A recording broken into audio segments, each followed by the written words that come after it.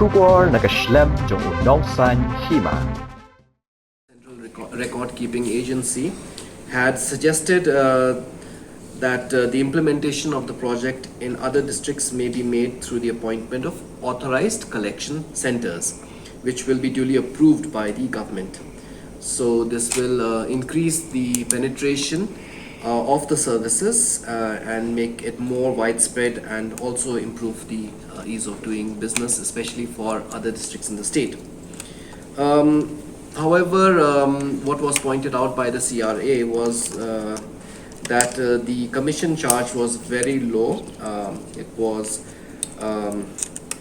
to the tune of 0.65% of the stamp duty collected, and the CRA had to, on top of it, share this with the ACC as a part of the said commission. And as the ACC has to provide the computer hardware, the consumables, including manpower for the project as well, it was not found to be commercially viable for them to implement the project. So we've seen the examples being carried out in other states in the country, be it Karnataka, be it Assam, be it Tripura. If we look closer to home in the northeast, a nominal stationery or a service charge is being allowed to the ACC for the purpose of e-stamping. And what we have decided in our state is that for non-judicial stamp paper of denomination up to 1,000 rupees, a service charge would be levied of rupees 10, and for non-judicial stamp papers of denomination exceeding 1,000 rupees, a service charge would be levied to the tune of rupees 20.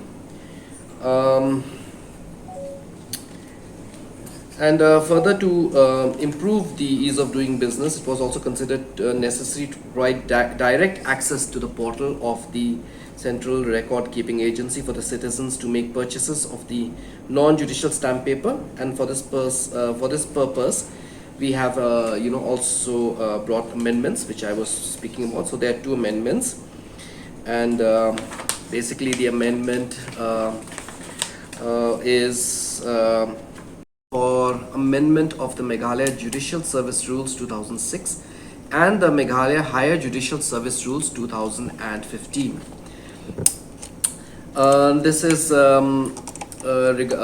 has come up because there was a full court meeting of the Honorable High Court of Meghalaya dated 9th of May 2022, which resolved to amend Schedule B of the respective rules, and a copy of the letter by the Registrar General communicating the same has it reads that with regard to the Meghalaya Judicial Service, Schedule B to the rules shall be amended to introduce one compulsory paper, that is paper 4, on either Khasi or Garo language, and this paper shall be compulsory, for which a maximum mark shall be fixed, and unless a candidate secures the minimum marks fixed, he shall stand disqualified, and his performance in other papers shall not be evaluated.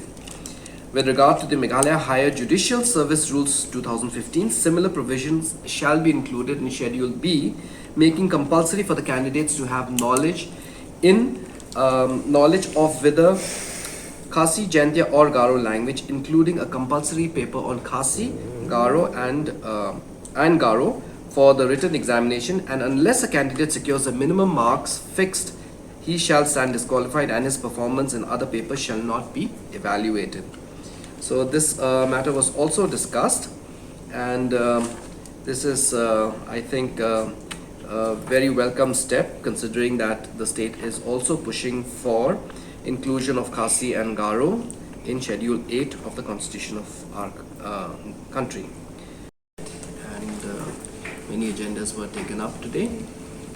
The first one being the proposal for the amendment of the Meghalaya stamps in brackets payment of duty by means of e-stamping rules 2020.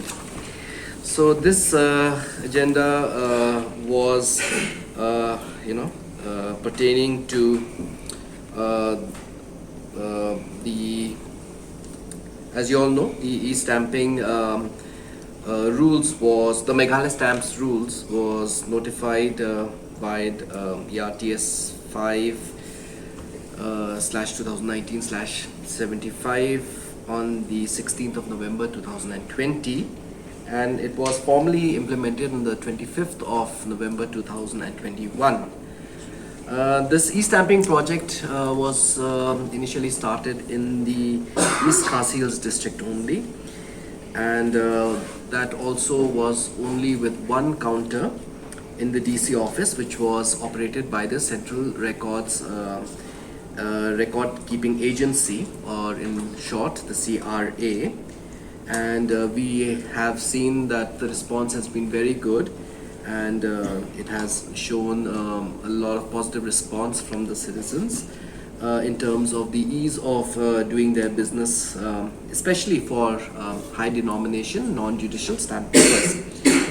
So based on this experience over this few years, we have decided and we have found it necessary to extend the implementation to other districts in the state, like West Chantia Hills, West Garo Hills and Ribhoi district, and also with the ultimate aim that we will be able to extend this to all the districts of our state. So this is an ordinance which is being brought to amend the Meghalaya Fiscal Responsibility and Budget Amendment Act, Budget Management Act 2006.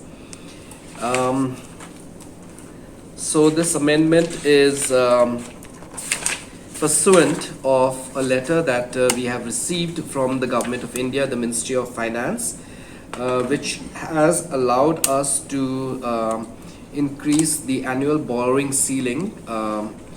This has come from the Ministry of Department of Expenditure, Ministry of Finance, wherein the government has allowed for us, the state government, to increase our borrowing limit by 0.5%, which would take it to, that means an additional borrowing space of 0.50% of GSDP, however linked to performance in the power sector.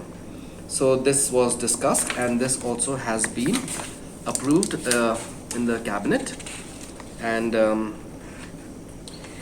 which basically will increase our annual limit to 4% of the GSDP during the fiscal year 2022 and 23. RA, and directly pay the amount of e-stamp certificate not exceeding rupees 500. So we have we were only extending it to rupees 100. Now we are extending it to rupees. So we are increasing it to rupees 500 in denomination after first registering in the system, and the CRA shall, after prompting the purchaser to verify the correctness of the entries in Form 4, provide a downloading facility to the e-stamp for the e-stamp certificate. So these are basically some of the amendments which are being brought to rule number 20 and rule 22,